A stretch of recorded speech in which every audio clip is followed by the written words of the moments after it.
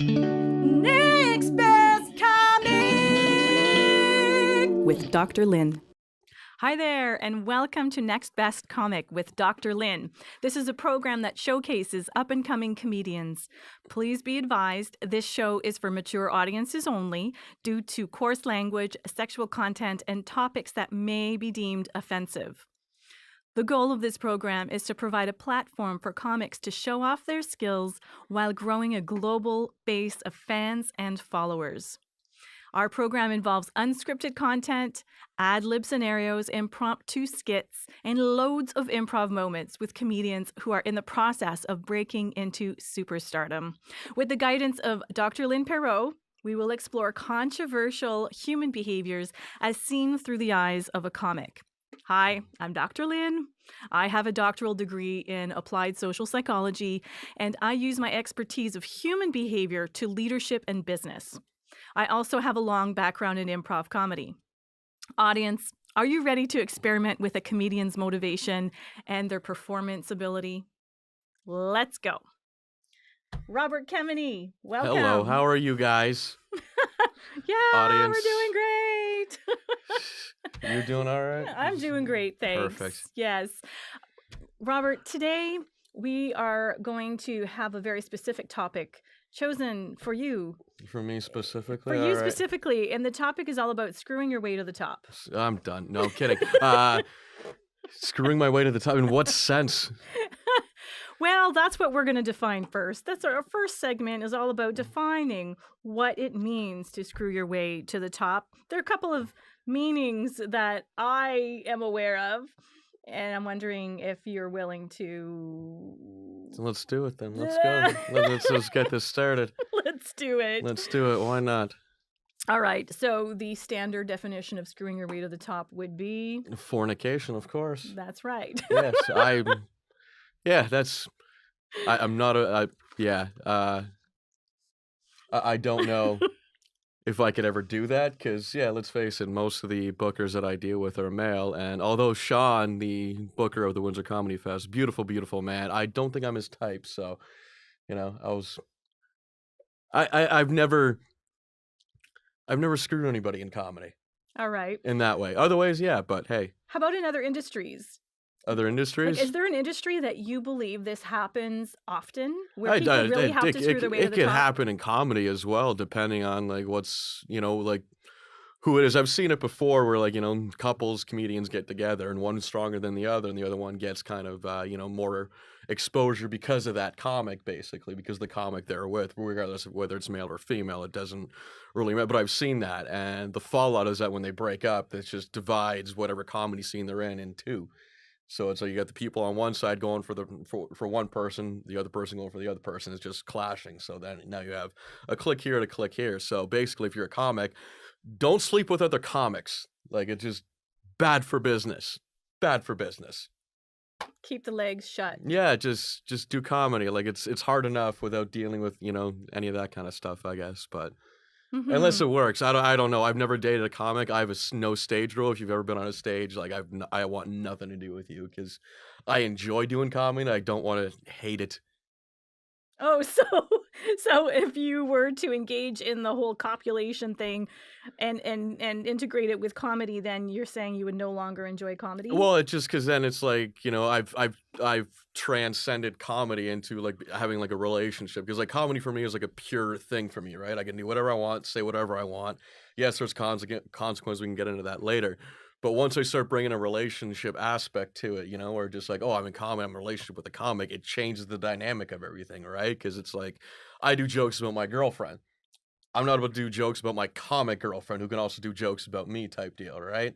Oh, so you just don't want the revenge? Not necessarily the revenge. It's just it just seems weird to me. I'm also a different person like that as well. So it's in a sense where I'm not good at just sleeping with people. I like to think I am, where I can just go out and just bang whoever, right? But it usually ends up, 9-year relationship, and that's usually how that goes. I've never had a one-night stand. You believe that? I don't... Well, I don't know what to answer. So we're improving. I don't know.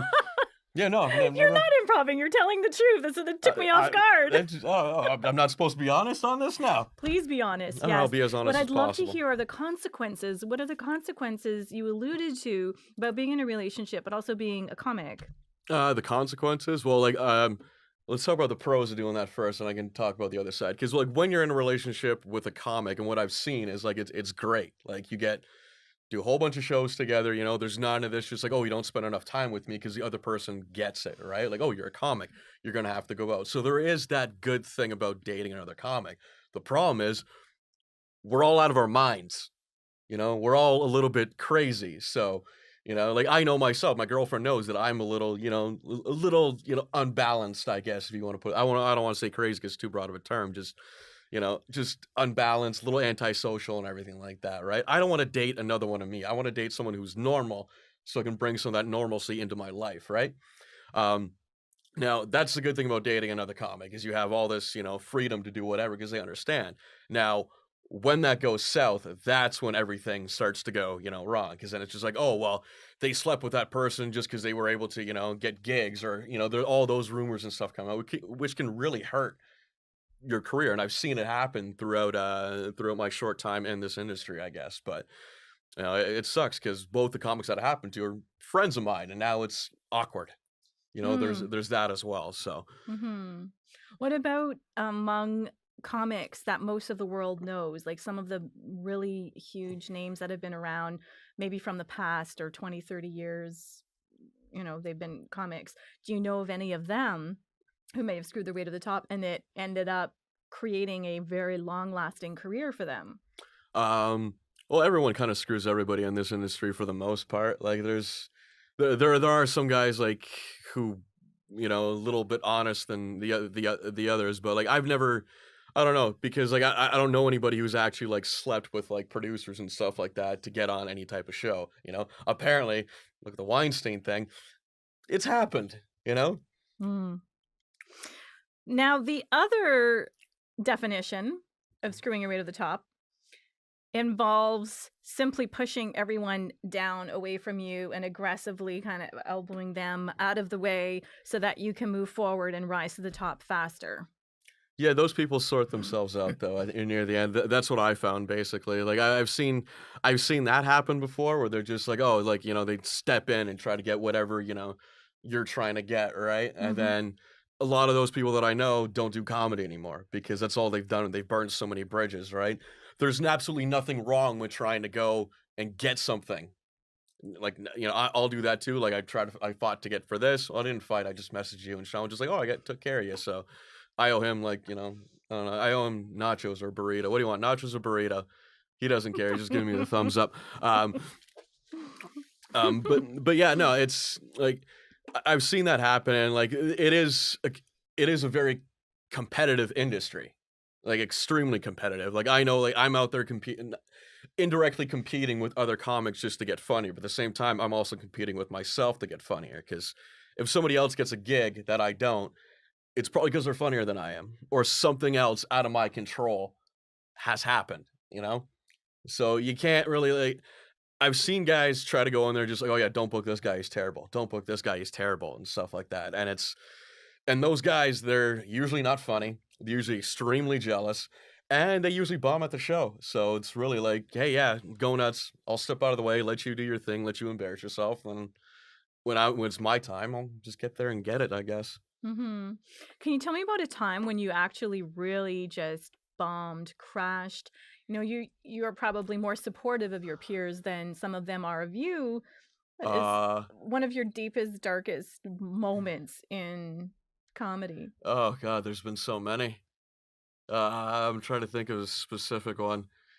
Um, I did open for Jody Raffoul once indirectly. All right. I opened for the opener of Jody Raffoul. We were at one of the bars downtown, and their entire table was just they wouldn't shut up. All right, so I'm there trying to tell my jokes, and I had a couple friends there that I used to work with. That I was just like, oh, there's a new audience members and stuff like that. This would be great, and just nothing, just crickets. And they're looking at me like, "We drove all the way here, man. What's gonna happen?" Mm-hmm. That's one of them. I'm trying to think of Well, like, hang on though, before you move on. And what was that like for you? You're oh, standing up on stage. it's terrible. What does it feel like? It's like you've gotten your heart broken. Did you cry? No, I didn't cry. I didn't cry. Did you laugh? No, I didn't. I was pissed off. Did you turn it into a joke? No, I went to Amherstburg and made out with a lesbian. I didn't know she was a lesbian at the time. We went back to her place and things got going on. And like, I thought I was going to, fornicate my top to comedy. And, yeah, she wakes up the next day. Yeah, sorry, you didn't do it. I'm actually gay. And I'm just like, you just fed me beer and made out with me. So, You didn't you just say that you don't do one night stands? well, I tried. It's not that it's okay. It's not that I don't try. I don't know how to close. All right. So All you right. try, you make it part way, Yeah, make it part way. And and the they're, deal just never quite closes. no, it's And when it does, it turns into a 9-year relationship. no, that's after a month of dating, at least. Okay. Yeah, so All that's right. usually where that goes. Oh, I see. Yeah, no, bombing's just terrible. It's it's good and it's bad, right? Because it's one of the worst feelings in the world. Because it's something that like you've created all this material, you've done all this stuff, and you want to just show it to the world like, hey, look, guys, this is what I thought. This is what I thought was funny, and they don't like it, and then you're sitting there just like, but I wrote this. I took time. I took passion, and And they're not paying attention, and really what you want to say is screw you. So Exactly. forget screwing your way to the top. Just like But now you learn. Don't open for Jody Raffoul. so. No, I'm kidding. But you learn things from bombing, right? Because like what did I do? Tell me what you learned from it. I learned I need to write more. I learned not to do that. That was actually like a bad. That was actually kind of a bad example. But there are some.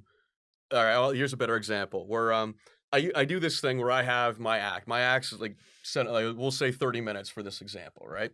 And I was doing a showcase. I have to do 8 minutes. Showcase, you should go up. You do a certain amount of time, basically showcase for other bookers or whoever else, basically Mhm. just show. Maybe you get $10 and a beer, whatever, right?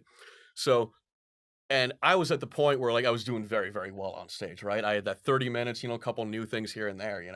So I got so confident that I decided I'm not going to prepare, I got my opening joke. I'm gonna let the chips fall where they may. All right, don't do that, because What happened? first joke, missed. Caught me right off guard. I'm just like, well, that always works. Like, what's happening? Second joke, missed. Third joke, people start talking amongst themselves. That's when you know you're in big trouble, because then you start like sputtering. I start stuttering and just like, but my kids, I got kids. You got kids? We got kids. I don't know why I'm doing this. I could just do that. But so yeah, I bombed. And the one thing I learned from that is like, okay, like regardless of how good you're doing, prepare. Have some sort of game plan. Even if you stray away from it, just have a game plan to get in there and get like something done. Write more, do things like that. And that actually happened to me. Actually, what was that? That was actually on Saturday. I did a festival over in Michigan. A bunch of my friends and stuff like that got together, did a festival. I did okay, not as bad as I'm making it seem, but and then decided, you know what, I got to write. Tuesday, I did another show here in Windsor, and then just did very, very well after preparing. So I learned my lesson this time, but talk to me in a couple of months with the same thing. Where do you get your material though? Do you get it mostly from bombing experiences Um, or you just from you neutral you get better situations? from bombing. If you kill, like you can't learn anything from that. You're just like, wow, I'm great. That's all you learn from it. We're bombing. It's just like, oh, like you need to sharpen up those skills. Like my first 2, 3 years in comedy was all horrible bar shows around Michigan. Just terrible, like couple people in there, loud comics, loud doing whatever, right? And you learn how to bomb and get over it and get stronger and stuff like that. So near like the end of the 2 year mark, I started killing in those rooms because I know how to work them now. So the more you bomb, the stronger you'll get. Someone told me you fail forward in this industry. So just because you fail doesn't mean you're 10 steps back. It means like, all right, you're ready for the next challenge. Learn what you did from that. Don't do that again because that feeling sucked, right? That feeling was terrible. You get depression from that at least. At least I do. Next couple of days, I'm just like, oh, I can't believe like how'd I screw that joke up? And it's constantly in my head. And my girlfriend can't stand that. So Bombing is the ultimate motivation for a comic. to get better. Yeah, because it sucks. It's Mm-hmm. terrible. Mm-hmm. So really what we should be talking about isn't how to screw your way to the top, or screwing your way to the top isn't the pivotal thing that makes somebody better. It's more bombing your way to the top. Bombing your way to the top, I guess. Bombing your way to the Failing top. your way to the top. Yeah, that's all comedy is mostly. It's just failure. It's failure upon failure. It's years of failing, and then finally, like something clicks, and you're just like, "Oh, I got it. I'm Is it not there yet." consistent? What's that? Is it consistent? Like, oh, I've got it, and does it always work? Sometimes, but then something new is always going to present itself, right? You get too comfortable again. At least from my personal experience, right? Where it's just like, okay, I bombed on Saturday, so Tuesday I'm doing great. I got another show in Michigan on Friday. Got that all prepared. Started prepared a couple days early for that, so that show's going to go great. I'm not worried about that. Come to a couple months later, it's going to be the same thing where it's just like, yeah, no, everything's going great, and you can kind of feel like, okay, I feel a bomb coming on, and you never know when it's going to happen, but I can usually tell between one or two shows as to when it's going to happen. And when it happens, you just have to embrace it and just like, all right, like this is it. Got it recorded. I'll listen to it, hate myself, and then just try to learn from it. That's about it. So how do you learn from it? Because you've just bombed, you're depressed about it. How do you get yourself past that? And like, how do you get yourself from a state of disgust or or of, you know, Shower, lots of soap. No, wash off the just failure? wash off the failure. Have a nice cry, maybe an ice cream cone, and A hug pat your on the dog, head. or yeah, that's it. Just curl up in the covers and Hmm. don't talk to anybody for 48 hours. No, what I usually do is I give it a day before I listen to it because I don't want that feeling is still fresh, right? I'll listen to it, try to find out exactly what I did wrong. And I've been doing this long enough where like if I'm bombing, it's me. I know why, right? Because I'll never be upset if like the crowd just doesn't get it, doesn't like it. That's on them. If I'm where I'm supposed to be performing, I'm in the right state of mind, I know exactly what I'm doing, and everything's supposed to go well, they're just not reacting well, sorry, they might just be a dumb crowd. But I know, like, on Saturday, it was one of those things where I was just like, "No, that was me completely mentally," and it's just like, "Alright, how do I get out of that? How do I stay focused instead of going down that route?" And what it is just you listen to it, you see exactly where you did wrong, you correct it, you do some more writing, you look over your notes, write more. That's the best thing you can pretty much do. And then go to an open mic and fail again. So When you're writing, how do you know what to write? Like, how do you know how to adjust? Because you know what didn't work, but then how is it just a it's systematic experimentation? Like, I'll try this iteration, then this iteration. it's basically trial and error for the most part, right? I've been doing it long enough where like I know that like okay, this joke has some like there's something there, right? And I'll try to craft it at home, try to figure out exactly, all right, so if I put this here, this word there, that word there, I have the punchline right here. All right, so go on stage, try it. It kind of works. All right, I'm gonna tweak that a little bit, right? Or if it completely fails, then I'll just, all right, I gotta rewrite the whole thing, right? And bombing with new stuff, I don't really consider that as like I don't get depressed with that stuff, right? What I get depressed with is just like I have my act, I'm getting paid to do this, and the audience just hates me. It's just they're just like, "No, next, next. I got another 15 minutes. No, next, get off." Um, that's never happened to me, but I can see it in their faces. Just like, "Come on, dude. Like we got kids, babies, so we paid for this." And complete audiences can be considered, you use the word dumb, or maybe they just don't get it. Really, entire audiences can have that dynamic. Yeah, yeah. It depends where you at. It depends where you are, basically, right? Because I've done some stuff in done some Michigan, Ohio, even some stuff in Windsor as well, and Sarnia, where like they just don't. They're not getting it, right? Because my humor is a little dark, like a little dirty. I touch on a little bit of that, but it's more smart than anything else, all right? Like I'm not Stephen Wright or anything like that, but just you got to follow it basically, right? Um, and if they're not into that mode, if they just want like joke, hack joke, whatever, what else, street jokes or whatever, I'm gonna do terribly there, you Hmm. know. So the best audience for you is one that will fit your genre of comedy. The best audience for me is the one I can actually work with. You mean some that give you feedback? No, something I can adapt to. Like that's the thing, right?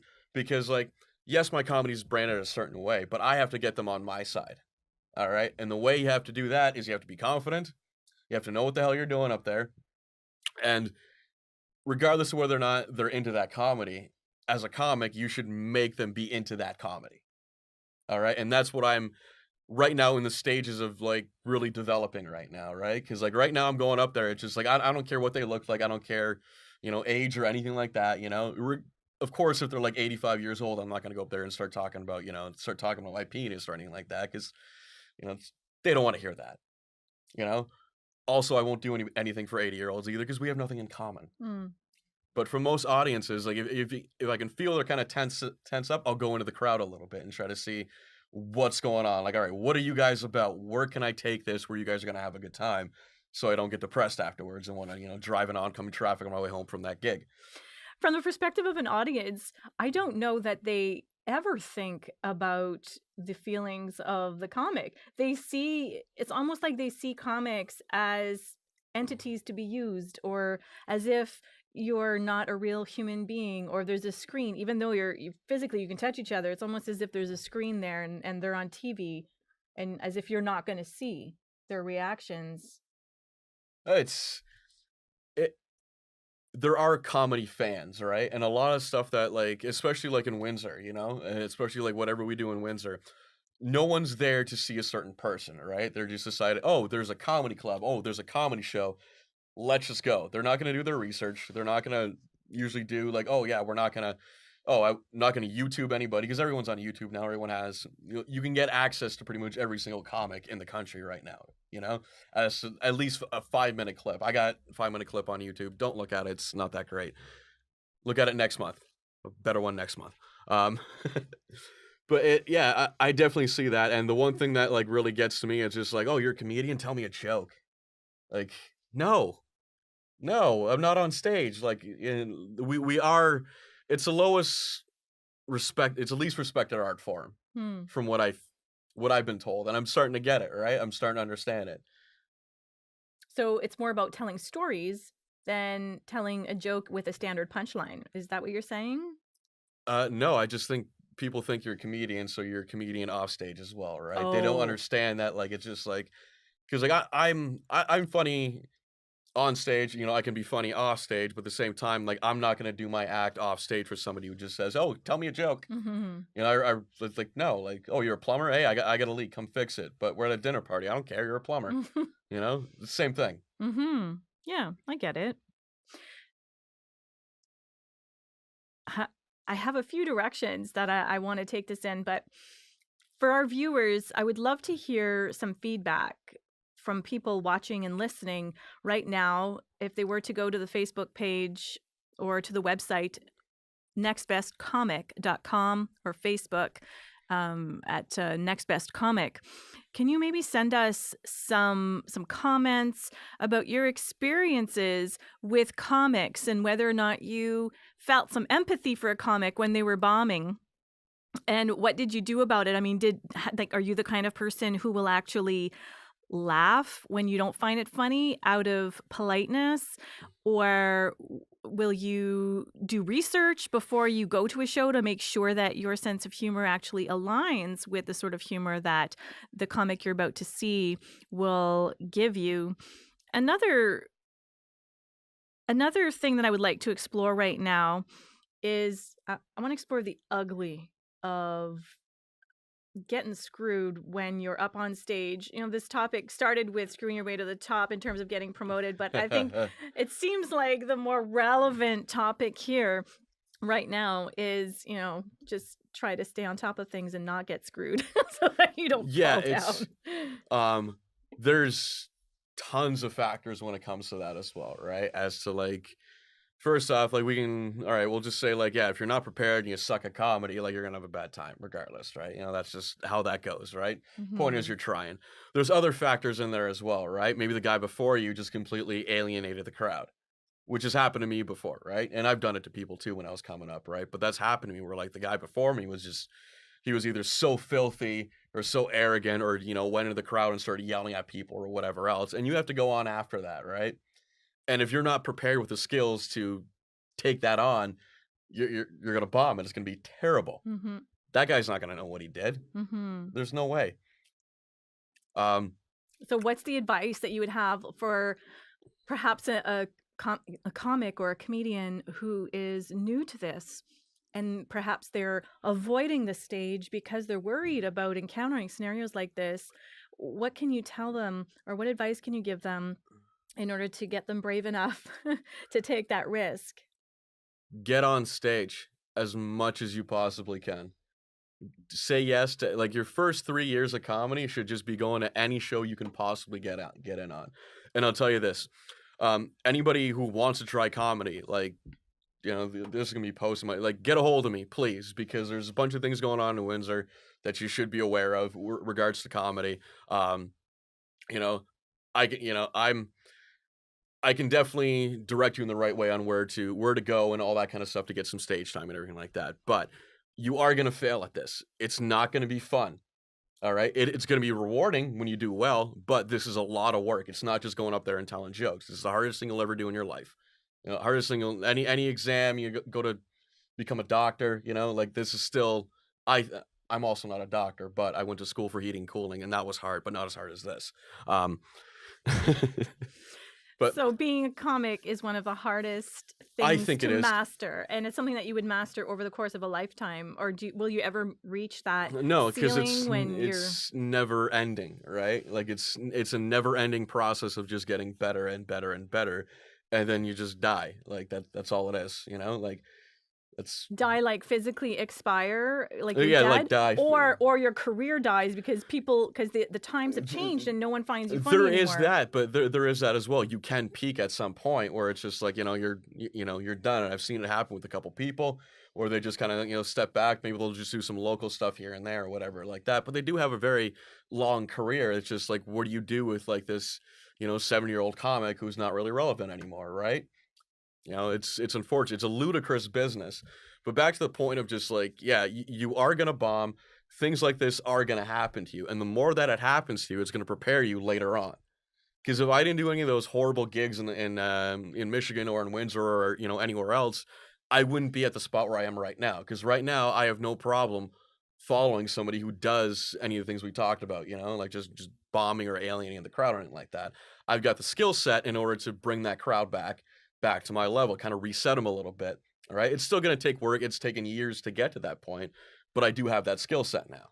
So if I asked you to divulge one of your biggest secrets of success after when the comic prior to you alienated the audience, is there something you would share with us, or is it secret formula, No, secret? there's no secrets in this whatsoever, right? Because like that's what everyone thinks. Like, oh, I can take a class and I'll be better than anybody else, or I can do this, and like I'll tell you, there's no disrespect meant to anybody who's doing the class or taking the class, whatever. But the $300 you spend on taking a class can go into your gas tank driving to different gigs, different open mics, and really learning about comedy. Because if you want to get good at it, get on stage. So there's no cheat? There's no cheat. There's no easy way to the top. Seriously, there's no cheat? Like, is there a little bit of a cheat? Like, is there kind of cheats? Yes. Like, if you were to marry, Fornication. Back to our original point. like, if you were to marry some Low cut super. shirt, tight jeans, just Okay, so if the guy's wearing, sex appeal. So if the guy's wearing super tight jeans and like, he's got the hair poofing out of his chest, will that help? I don't know. Do you find that attractive? I like him shaved, but no, I'm kidding. I don't. I don't know. I'm just saying, are there like, will that help? Are there certain things that no. comics can do that will help? I'll tell you one thing. All right, regardless of how you look on stage, if you're not funny, no one's gonna care. Even like the big name acts. Take anybody. Take Seinfeld. Everyone knows who Seinfeld is, right? Seinfeld comes on stage. Say I run a show. Seinfeld shows up. Oh my God, it's Seinfeld. All right. He's going to have maybe about 30 seconds of just like, oh my God, it's Seinfeld. If he's not funny after that 30 seconds, we'll be like, what happened to Seinfeld? Why isn't he funny? So it doesn't matter what you look like. It doesn't matter, like whatever. None of that matters in comedy whatsoever. If you're funny, that's it. So that's a lot of pressure for someone who's been a comic for decades, for them to keep on top of their game. So are you saying that it takes a lot of work, that someone like Seinfeld would need to continue writing and writing and writing and testing and doing, well, open mics? Would that even be No, relevant? like, well, Seinfeld's in a position where he doesn't have to do that, right? You know, like, he doesn't have to go to the open mics, right? How does Seinfeld bomb? Watch a documentary called, I think it's Comedian? I'm not too sure. It's about him getting back into stand-up after his show finished, right? Mhm. And it's just him going on stages in New York, full houses, just bombing, Really? and that's how you get good. So he lost the knack of He being a didn't. He stand-up didn't. because doing his show. Not. He didn't lose the knack. Like, I don't want to speak for him, right? I'm just saying it's. I'm here to listen to your opinion. Oh, in my opinion, I don't think he lost the knack. It's just you do the show, it takes up so much of your time, right? And then you go back into stand up fully because it's not something that Mm. you can do part time. All right, there are some part time comics. There are some in Windsor who are hilarious, right? But they're good for a certain amount of time. All right, they're not somebody you want to put on for about half hour or so like that. You give them a 5-10 minute spot, great. But if you really want to do this, this has to pretty much you have to be obsessed about it. You have to have those obsession years behind you, and that's what I had for my first 4 to 5 years doing comedy, was just, every night, Monday through Sunday, do about, 10 shows a week, driving from Michigan, anywhere from Windsor, Michigan, Ohio, Indiana, it doesn't matter. Just get on that stage. There's no secrets to this.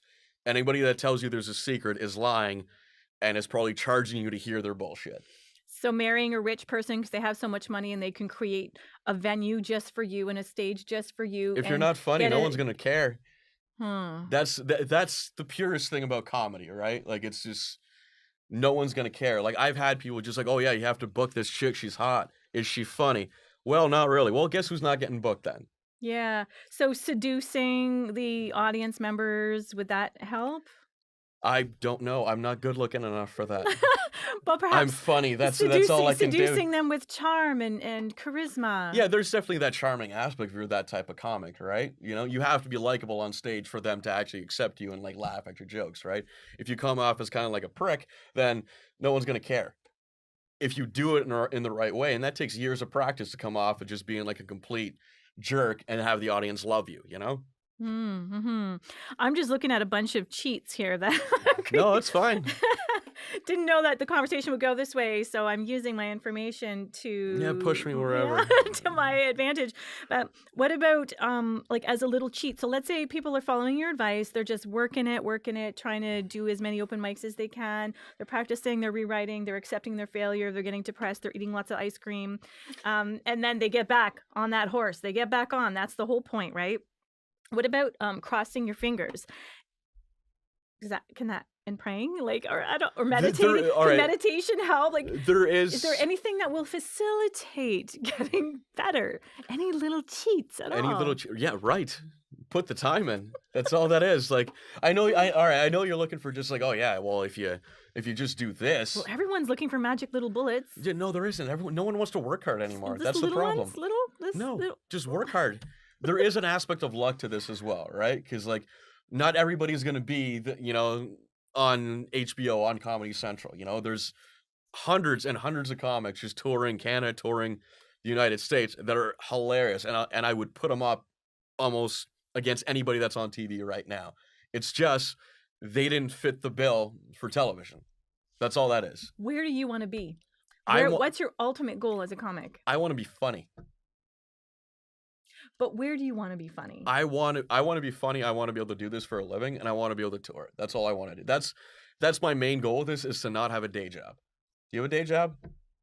Well, yeah, I'm a Yeah, consultant, so this yeah, is what I do. I'm self-employed. yeah, exactly. You're living the dream right now. Yeah, yeah. I hate my day job. My boss is great. The company I work for is great. It's terrible. Because what you feel you were born for is comedy. Yeah, Because that's what makes your heart sing. That's it's what you the want to only do. thing I've worked hard for in my life, put it that way, right? Where it's just like I've always been like funny as a kid. All my friends are funny. We're all funny together and stuff like that. I'm the only Mhm. one who's delusional enough to think I could do this for a living. So everyone Mhm. else has got kids and great jobs. So, Mm. but I'm stuck here. I'm living the dream, man. Trying to. I'll Yeah. get there. You're in process of. Yeah, You're not trying. You it, already are doing it. You're in process. it's a long process. There's no shortcuts to the top, right? Like, everybody's different.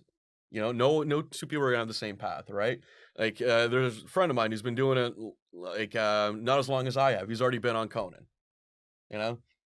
But that's just his path. Was that luck? No, he's funny. He's hilarious. Do you really think is the world really that fair that the funnier you are, the more No, not at all. rewarded Oh, not at all. you get? Not at all. But he is funny. He's perfect for late night. His name's Brad Wenzel. Definitely look him up. Okay. And if he hears this, I think we're friends, man. Um, So, all right. So let me just for people who are shortcut junkies, then if we had to sum up what you're saying, so there are no shortcuts. So they're gonna be a little bit in pain from hearing that because they've got to actually put in the work. Well, not even that. If you're a shortcut junkie for comedy, you're not going to be doing comedy for long because you're going to figure out how hard it is and that feeling of just like you don't have passion for it. That's if you're looking to get to the top by doing shortcuts. Mhm. Anytime you take a shortcut with anything, right? Just like, oh, if I just cheat on an exam, do whatever. All right, perfect. Like say you're a doctor, but you cheated on everything. All right, now you're in the workforce. You know what the hell you're doing because you cheated. You took all the shortcuts, right? Right. But what you have to be then is you have to be willing to do what others are not willing to do. And Yeah. that is do the work, put in the time. Now, is there a difference though between working hard and working smart in Yeah, your there's a huge industry? difference. Yeah, huge difference. Okay, so let's just talk about that for just a moment, a quick moment. Um, so let's just say let's put this as a joke. Let's just say A and B walk into a bar, right? So the guy, let's just say two guys walk into a bar. One of them has used shortcuts or whatever. Let's just say they worked smart. So they didn't use shortcuts in the bad way, but they worked really smart to get to where they're at as a comic. And they're still wanting to achieve their dream. The other guy has been working super hard, but not necessarily smart. Can we create a joke out of this? So let's, a name. Let's give each guy a name. Can like are you able to make a joke? This guy and this guy walk into a bar. Like what happens? Mike Jeter and Rob Kemeny walk into a bar. All right. Mike Jeter has been working hard and extremely smart because everyone knows who Mike Jeter is in this city, for the most part. Rob Kemeny has also been working hard, but he's been doing it the dumb way. I don't know where this is going. I don't know. I'm trying to work this into a joke. All I know is this is if you do the work, if you do the writing, things will fall into place for you. All right. A dumb way of doing something, right, is just making the same mistake over and over again, right? Where it's just like, okay, like I've written this joke, it didn't work here, but I'm gonna try it for the next 6 months until it works. That's a dumb way of trying to work it, right? You're still working hard trying to get that joke to work, but you're not changing. At some point, you have to drop that joke, right? So a trick is if it doesn't work the first time, it doesn't work the second time, leave it, move on to another one. I usually give a joke at least 3 to 4 tries, depending on what it is, depending on the scenario, right? Because if I'm doing it at an open mic at a bar and there's like 2 people there who are barely paying attention, obviously I'm not going to count that as like one of the times, right? But if I'm doing for an actual audience and it doesn't work, all right, I'm gonna tweak that joke. I'm gonna switch it around. I'm gonna see what I can take it in a different direction, open up new paths for it, right? And then go from there with that. And if it bombs again, all right, maybe I'll put that on the back shelf. I've also learned that like just because you've written it doesn't mean you can make it funny on stage, because there's a huge difference between what's written and what you say on stage, right? Like what do you mean? Can you give me an example? Okay, because I'm not a stand-up comic. Oh, all right. Because I've got jokes that are that I've written in like my first couple of years of comedy that I was never able to get them to work. All right. Now, later on, when I've developed some more writing skills, I've developed some more performance skills, I've been able to go back to those jokes and be like, oh, well, here's the funny in that. I've been able to make them work. With like physical movement, tone of voice, more silence. Giving it a break and looking at it with a fresh set of eyes, basically, afterwards. In terms of the delivery, though. In terms of delivery. How did the delivery change? More confidence. Change the joke around a little bit, because you develop more skills. Once you start getting into this more, you start to develop that skill where just like, okay, this is going to be funny because of this, because like this is funny because what you said right here, right? And you can take that from different paths. When you first start out, you're just like, okay, like I got set up punchline. I think this is funny. Let's see what it does. Oh, it sucked. All right, I'm not going to do that anymore. Then you come back to it later and just like, oh my God, like, how come I didn't see this before? Well, because I didn't have that skill set.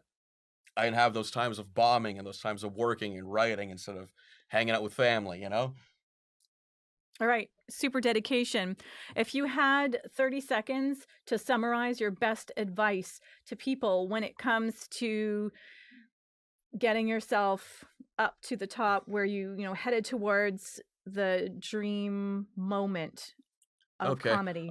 Be nice to everybody you meet because you never know who's going to make it, who's not going to, right? Don't kiss anybody's ass if you don't like them, but just be cordial with everybody. Be nice with everybody. Get as much stage time as you possibly can. You're going to have to sacrifice your friends, your girlfriend, your family if you really want to do this. All right. And that's happened to me. I've done that as well. And yeah, write as much as you can and show up, participate. If you're part of a scene, help the scene grow. Because those are the people that are going to care about you. The club owners aren't going to care about you. They're going to care if you're funny or not. If you have a good community behind you, a good comedy scene, like if we have a pretty decent, we're getting there in Windsor as a good comedy scene. Because everyone's kind of, all right, there's a show happening here. Everybody promotes it, right? Whether you're on it or not, type in a few things on Facebook, share it on Instagram, whatever, it doesn't matter, to get people to come to the shows. Because if that show succeeds, we can do another show somewhere else, which means that opens up more stage time for the comics, which means they can get on stage, they can grow, make the Windsor scene a hell of a lot better. And that's true for any type of scene. So don't step on anybody's toes, be nice to people, and get as much stage time as possible, and write. There you go. Best advice from Robert Kemeny. Thank you so and much. Wear condoms. What does that have to do with anything? Everything. Everything. Fornicate to the top. Wear condoms, man. Unless they're rich.